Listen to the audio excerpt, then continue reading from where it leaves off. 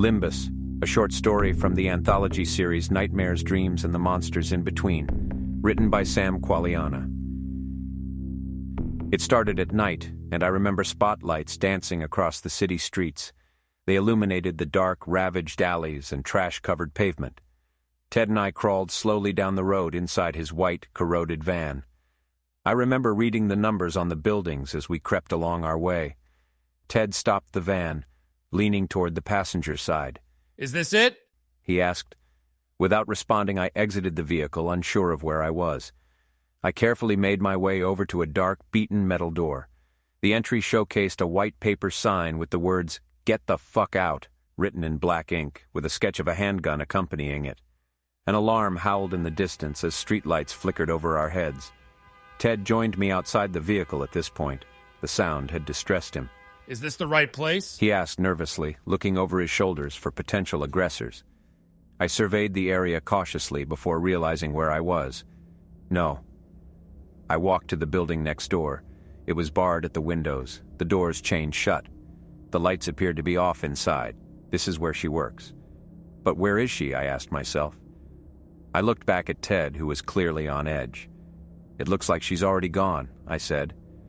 Something happened. Something big, but none of us really knew the details of it. Our phones didn't work. The radios were silent. The televisions went dark. The internet was gone. We had no communication with the outside world and nobody to answer our questions. I was lucky that I ran into Ted. He checked on me when it all went down. He was a great friend. He wanted to help me find my girlfriend, Katie. It was our priority to locate her and make sure she was safe. We'd reached the end of our search without evidence of where she went or what happened to her. The last thing I remembered was saying goodbye to her as she went off to work. I wondered if that was the last I'd ever see of her. It was a dark and lonely thought which ached inside me, making me sick to my stomach. "Do you know anywhere else she could be?" Ted asked, shuffling his way back to the van. "We could try her mom's, but I feel like she would have come home before going there," I responded. "Well, we should get off the streets. It's not safe out here. If you don't think Katie's inside, we need to go." I looked back to the building, focusing on the chains that locked the doors shut. They must have done this as they left, I thought to myself. "Yeah, I think you're right," I said, walking back towards the van. As Ted reached for the door handle, a gunshot echoed through the alley. A dart pierced into his neck, dropping him to his knees instantly. He reached for it, tugged it out, and threw it away.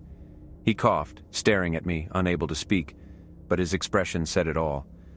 A chill ran down my spine as I saw him crumble to the pavement face first. I ignored the threat, immediately rushing to his aid. I grabbed Ted, dragging him towards the van when I saw the shooter emerge from the shadows, his rifle now trained on me. Time froze, everything went silent except for my heartbeat. I could hear it thumping a million strokes per second. There was nowhere to hide, no cover to take. I was next. A gunshot rang out again, intruding the silence. My body went numb as I let go of Ted and laid flat on my back, staring towards the bright full moon and an overhanging streetlight. The shooter stood over me, his face hidden in the shadows. Darkness was all that followed.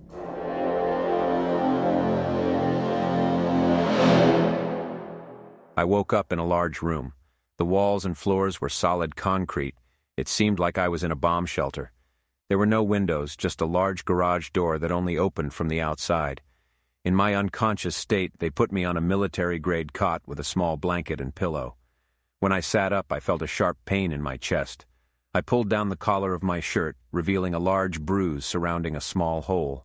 This must have been where he shot me with the dart, I decided. Finally, I focused my eyes upon the rest of the room, realizing I wasn't alone in this prison. There were at least a dozen other men and women in there with me, each one with their own provisions, the same as mine. "Welcome to the end times," a raspy voice murmured in my ear.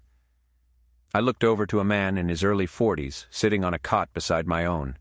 He'd been watching me as I woke from my stupor, waiting for the moment to strike me into a conversation.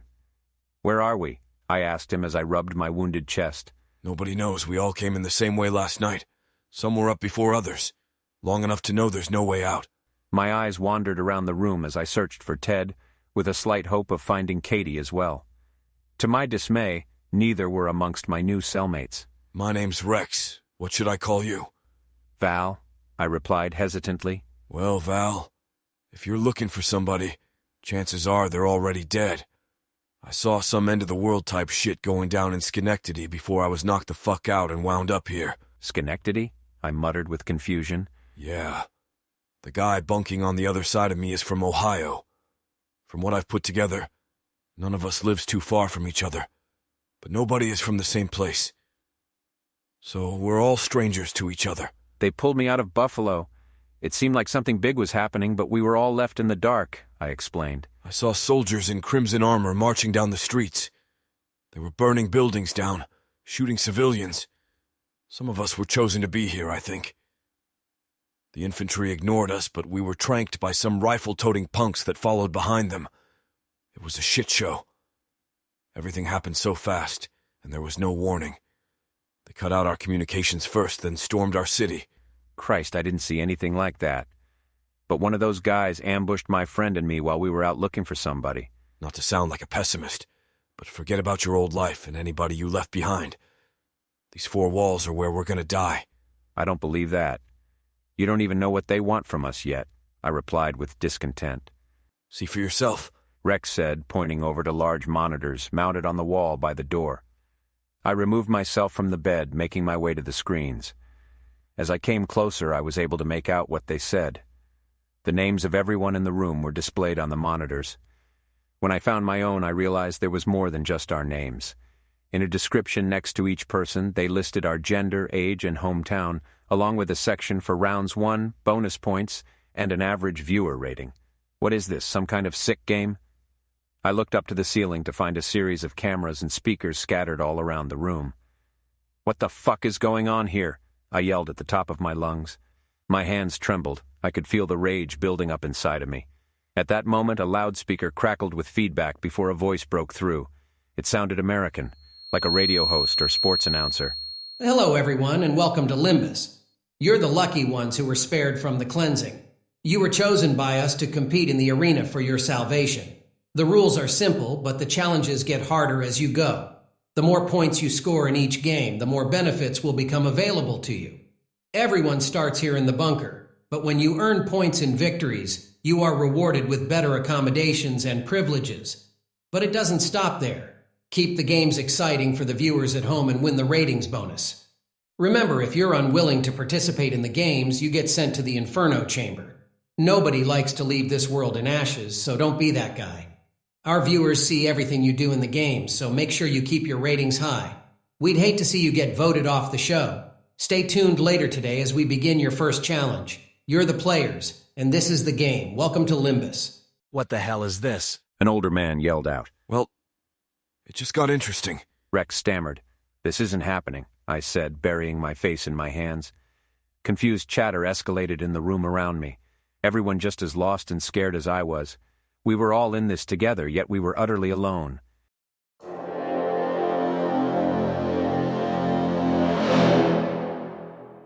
As time slowly passed us by, I chose to sit alone in a corner. My only company was my thoughts. Arena? Victories? Were we meant to be gladiators, fighting each other to the death? I didn't want to talk to anyone else. It would only make the events to follow that much harder. For the first time, I was relieved not to see Ted or my beloved Katie. I knew if they were with me, chances were I would be placed in a situation that was unbearable to allow myself to imagine. I saw Rex, once chatty, now sitting in silence. I'd concluded the same thoughts that plagued my mind visited him as well. These people weren't our friends. We couldn't let them be our weakness. Shrieking feedback from the microphone hit me in the chest like jumping into a freezing cold pool of water. The loudspeaker crackled once again, and the announcer's voice echoed through our dungeon. Hello, everyone, and welcome to Limbus. We're excited to present you with the gladiators of Bunker 66. These warriors are making their streaming debut right here on Limbus. This time he wasn't talking to us. There was an audience out there watching. Faceless individuals with no value for human life eating their popcorn gathered around black screens, spectators, eager to witness the horror that would soon ruin our lives. We contenders didn't know what could happen next. We were just caged animals instructed to follow the rules or be burned alive. Gladiators, when we announce your name, step into the circle and prepare for battle. A circle lit up the floor in the middle of the room, indicating the space designated for fighting. Stay within the circle to give the best experience to our viewers. Remember, the more you follow the rules, the more likely you are to unlock benefits that will give you an advantage in Limbus. All right, here we go, ladies and gents. Competitors step forward. David Keach, the Titan from Long Island, and Rex Miller, the badass motherfucking killer. Rex locked eyes with me, his body visibly shaken. His nostrils flared as he walked into the circle. His fear was evident to everyone watching. David Keach was a large man, but clearly not a fighter. He was confused, not at all ready for the fate that had befallen him. What are the rules? The rules are simple, but the challenges get harder as you go. The more points you score in each game, the more benefits will become available to you. Everyone starts here in the bunker, but You've already said that. But what do you expect us to do? Kill each other? You are gladiators, and your hands are your weapons. The more entertaining your fight, the more points will be awarded. There are no restrictions on how you fight. The match is over when one is dead. Kill or be killed. Follow the rules or face the inferno. You're the players, and this is the game. Welcome to Limbus. An air horn blasted through the speakers, and Rex charged David with full force.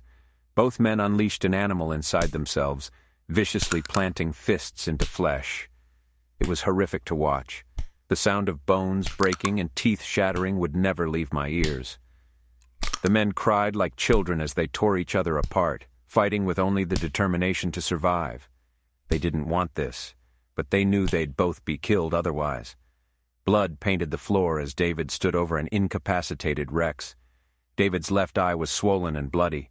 It was ruptured and dead in its socket. I remember that because he looked around the room and stared at each one of us in the eyes. He wept loudly, grasping at a wedding ring, now painted red. The match is over when one is dead. Kill or be killed. Follow the rules or face the inferno. David placed his hand on Rex's cheek. I'm sorry, friend. He forced himself to his feet, yelling to the cameras. We are human beings. You can't make us do this to each other. That's enough. The show is over. You don't make the rules. You follow them or die. Fuck your rules! Then, for the first time, the door opened. Behind it was a wall of crimson soldiers, just as Rex described them to me. Two came forward, guns in their hands. David tried to fight them, but they shot a hole in his kneecap.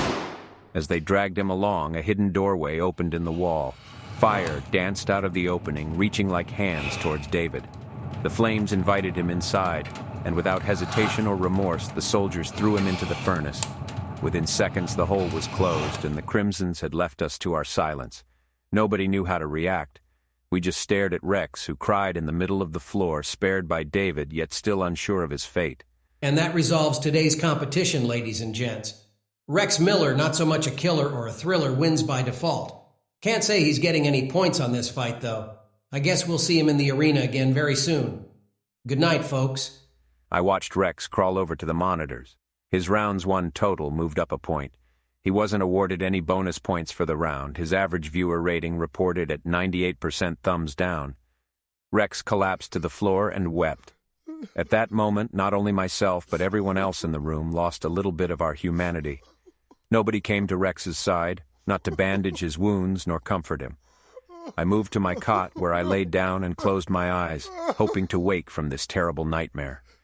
The only sound that filled the silence was Rex sobbing, until one man finally yelled for him to Shut up! And the bunker went quiet. This, so quickly, was who we'd become.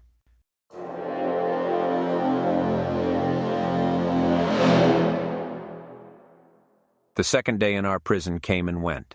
I was relieved they hadn't called my name, but I knew it was only a matter of time before they did. During the second fight, one of the competitors, Keith Hickman, brutally killed his opponent. I'm sad to say I've already forgotten the poor bastard's name.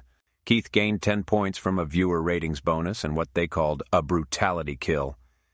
His monitor unlocked a new screen, which would allow him to upgrade to basic weapons for his next battle. Bats, pipes, rock, and more. When we witnessed that, things changed. We knew the reality of the situation. If we didn't play along, we'd just be another casualty of the games. It was even harder to sleep that second night. Blood soaked the center of the room. No cleanup crew came, it was left to us, and we didn't want any part of it. A couple of individuals plotted a revolt, but in the morning each of the rebels was tossed into the furnace by the Crimsons. They were watching us and listening to us at every moment. There was no escape. There was no retaliation. We were stuck, forced to play by the rules. I'd never felt such an awful feeling in my life before that point. But things were only going to get worse.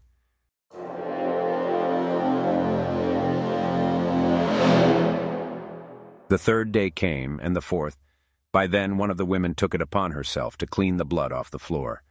After she died in the arena on the fifth day, we all did our part in cleaning up the mess thereafter.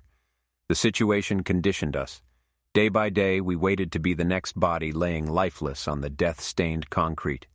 The sixth day would imprint in my memory for the rest of my life.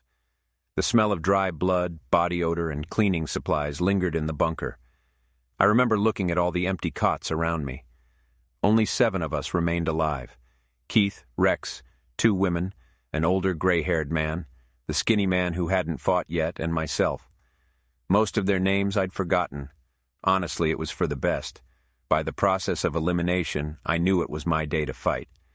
They hadn't pitted the women against the men, so I decided the skinny man would be my opponent. An easy match by the look of him, I remember thinking. By this time, I was numb to the sound of feedback from the microphone.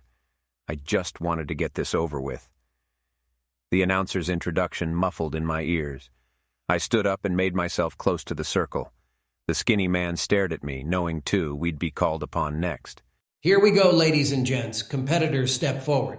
Valentino Cavallo, the Warrior of Buffalo, and Sebastian Tremblay, the Canadian Fury. When we entered the circle, everything else went silent to me. All I could see was him, the skinny man. Now he had a name, Sebastian, my Canadian brother. His blue eyes glazed over as he came towards me, screaming a warrior's cry. I deflected his punch and grabbed hold of his lanky arm, wrapping my arm around it while pinning it under my armpit. He tried to hit me with his left arm, but I chopped it away and planted my fist in his throat, crushing his trachea. His eyes widened in terror as he stared me in the eyes, gasping for breath. "Sorry," I whispered with sincerity as I slammed the palm of my hand into his nose, again and again until I'd caved his skull in. With a final blow, I planted my elbow into the same spot. He went limp in my arm, and I let him collapse, lifeless to the floor. Perfect kill. The announcer cheered. The air horn made me jump. I stood over Sebastian's dead body, knowing at that moment I, too, had become a monster. I picked his lifeless body off the floor and carried it to the furnace. The door opened up, forcing a wave of heat across my skin. I tossed his body into the flames and turned back to my cellmates. It was to my surprise they stood around me, applauding my victory. Was this what we'd become? All of us, desensitized into beasts? The monitor displayed my points, 1 for the win, 5 for the perfect kill, 3 from the viewer's bonus. I had a 95% thumbs-up rating. Some must have wanted to see a longer fight, I assumed. That was it. I was now a statistic in the game. I could have refused and taken the easy way out. I wasn't a religious man, so I didn't fear hell. As far as I was concerned, this was hell, and I was living in it. The thing that bothered me the most was that I lost my morality, the one thing that differentiated me from the beasts. I didn't have to be a God-fearing man to be a good man, but now I was no longer a man. I was an animal. I fought with the hope that if I survived, I'd see my Katie again. Somehow I imagined I'd get out of Bunker 66 and find her. I believed I'd put this behind me, and we'd start our lives together again. But now, after what I'd done, my feelings changed. At that moment, I found peace in the thought that she was already dead, and she'd never know what I did here. It was then that anything human left inside me had died. Bravo, Limbus. Mission accomplished.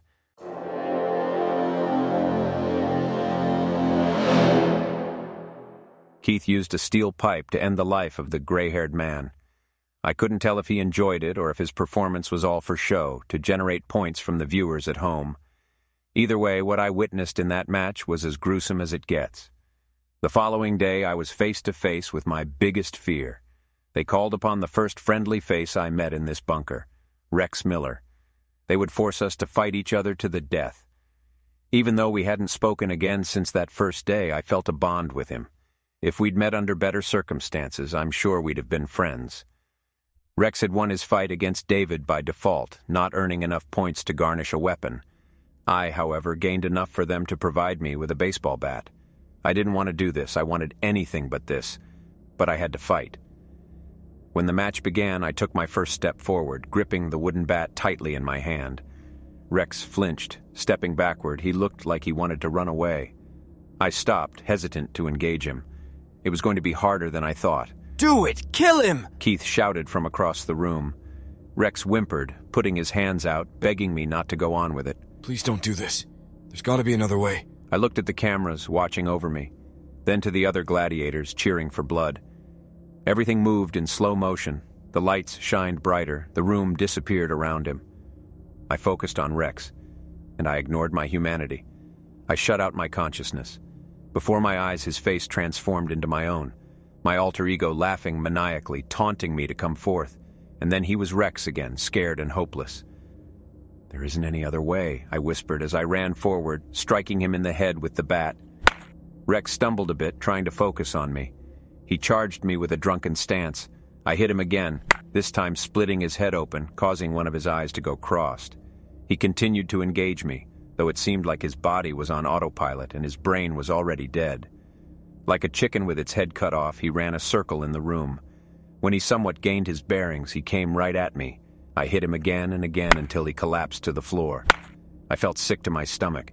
I walked away from him, thinking it was over. He's still alive! Keith shouted. I turned to Rex, watching him get back to his feet. I stared in awe as he somehow managed to come at me again. This time I was so dumbfounded I let him plant his fist into my teeth. The hit knocked me back a step and I felt blood rush through my mouth. The taste enraged something inside me. I unleashed fury upon him that I will only describe as unforgivable. Just when I thought it couldn't get any worse, I had become as unhinged as Keith. I was exactly what Limbus hoped I'd be. A cold-hearted killer. A lost and broken coward.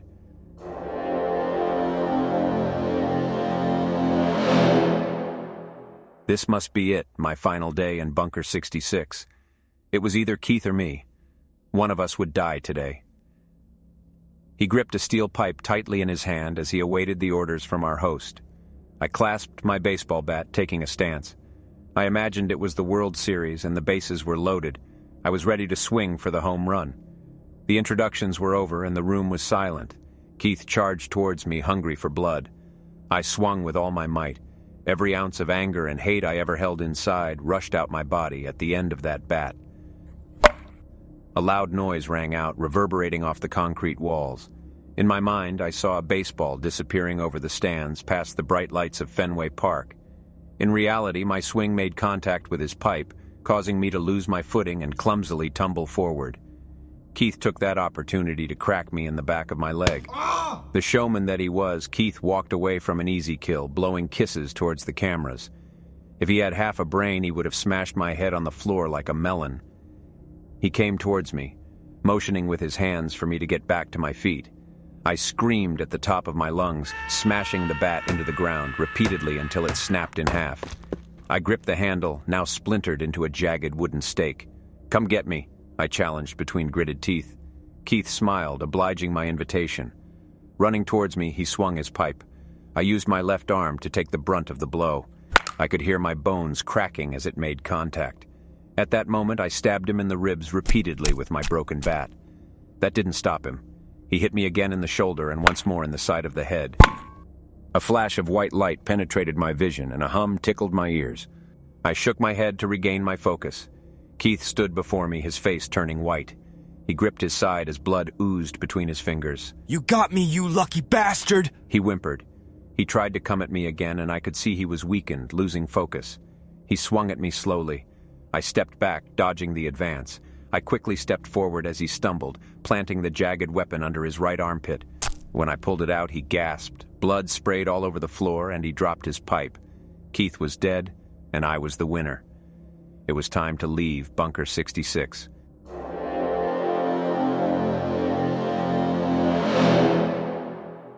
It came as a surprise to me the game wasn't over yet. Limbus moved me to more comfortable accommodations. I had my own room with a window overlooking a desert wasteland. I could be in any number of places in the world. But I was only at the next stage of the arena. For what felt like months, I continued to fight others to the death. Gradually, I upgraded to armor and a broadsword.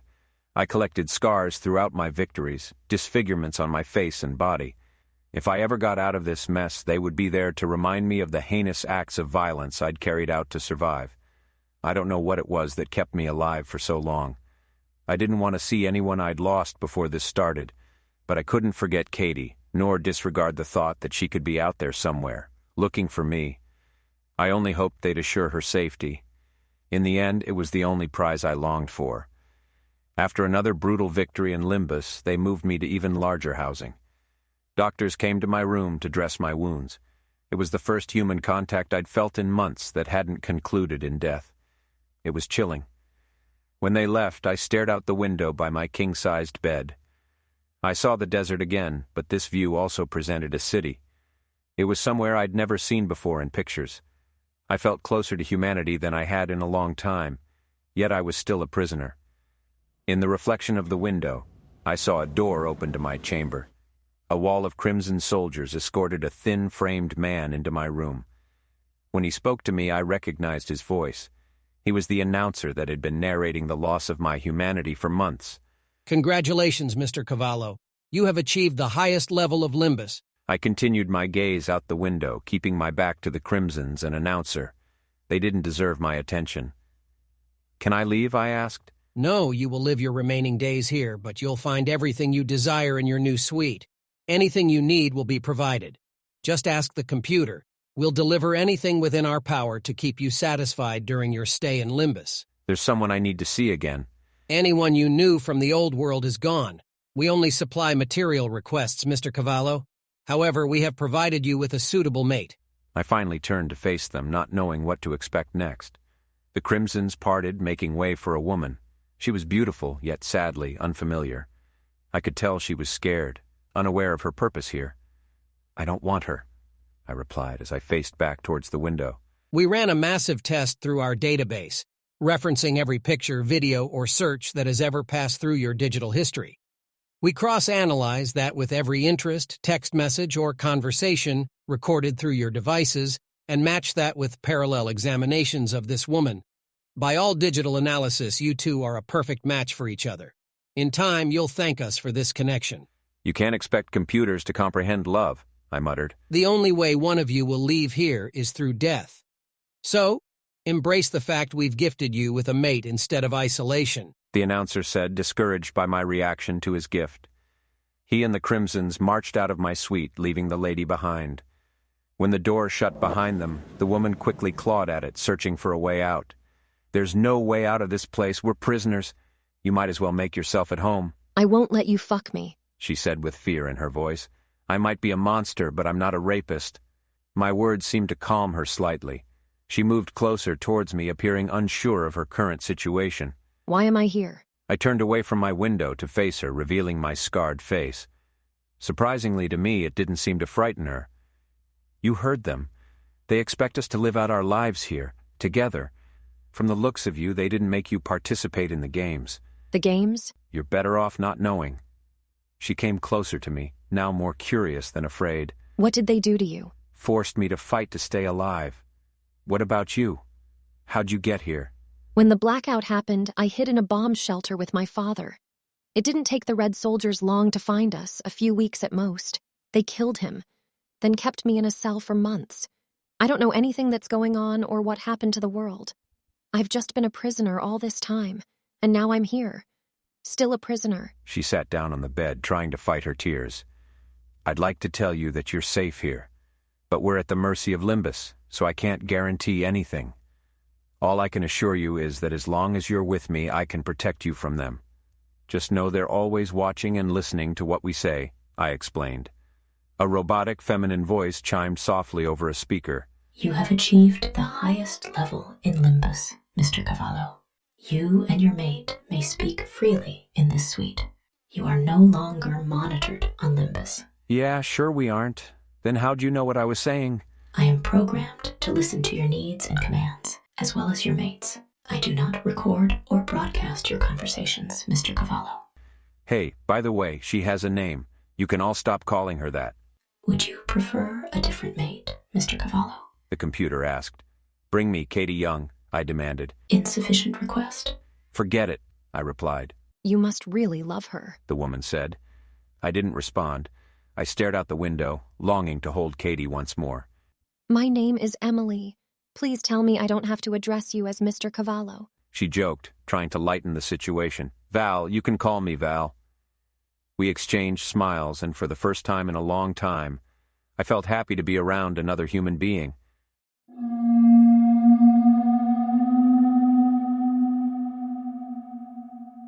For the next few weeks, Emily and I bonded a great deal. I respected her privacy and treated her like a lady. I let her take the bed as I slept on the couch. We talked all the time, finding we had a world of things in common. I suppose it was manufactured that way, but it still surprised me how much I enjoyed her company. I couldn't help the feeling that I was betraying Katie. Enjoying another woman like this wasn't right. It felt like cheating. But another part of me knew I'd never get out of this cell, and we'd spend the rest of our lives together. For all I knew, Katie was dead. My new prison had some benefits. A touchscreen menu of unlimited food and drinks, ready to be ordered at any time of the day. There was no cost. It was a perk for my victories in Limbus. At this point, having access to a calendar, Emily and I decided to celebrate my 35th birthday. After 2 generous slices of cheesecake and our 3rd bottle of rosé, we found ourselves lying on the bed together. I was unsure of how it even happened. We were comfortable with each other, laughing and having a great time. Suddenly she kissed me. A rush of adrenaline pulsated through my veins. My heart beat faster than ever before. And without warning, we were making love. It was like nothing I'd ever experienced before. The passion intensified every touch, every kiss. I woke up the next day and stared at Emily for hours before she woke. I didn't think I'd ever experience that kind of love for anything, ever again. She comforted me after my trauma, and I'd fallen hard for her. Emily opened her eyes and looked at me. Are you watching me sleep? She teased. Yeah, sorry. It just feels nice to be close to someone again, I said. I know you've been through a lot, and I'm sorry for what they did to you. I just wanted you to know that even though I've only known you for a few weeks, you've treated me kinder than anyone ever has.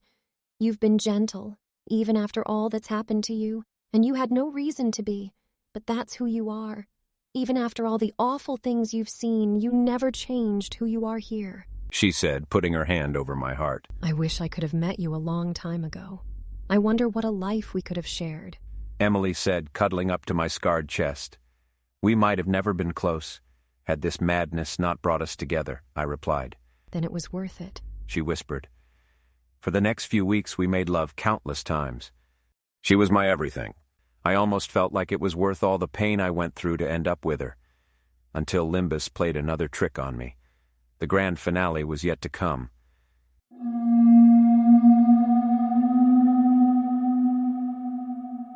Words, so simple and insignificant, yet somehow they can hold profound meaning and carry immeasurable weight. Simple combinations of words thrown together are enough to start a war, end a marriage, or even save a life. In the moment of climax, the words, I love you, escaped from Emily's lips.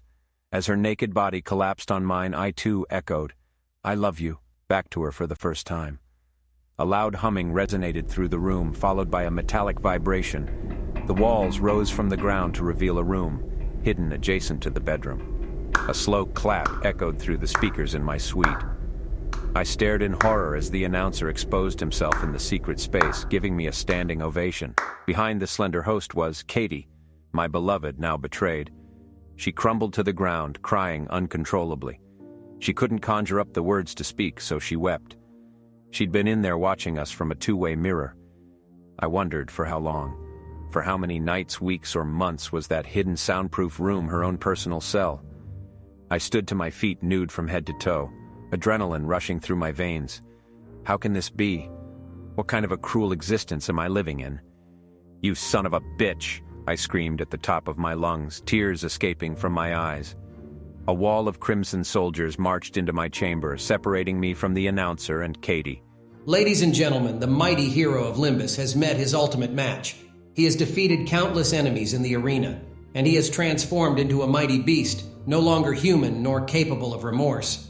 Now he's betrayed the one woman he'd sworn to love, the woman that kept him alive through all his glorious battles. He fought with only the hope of seeing her again. But now he's given his body and his soul to another woman. It's not fair to make him choose between his two lovers. So we ask you to decide his fate. Cast your votes now. Shall we end the hero's misery, killing him where he stands? Shall we kill Emily the seductress or Katie the beloved? Shall we let them all free into the world to sort out their differences?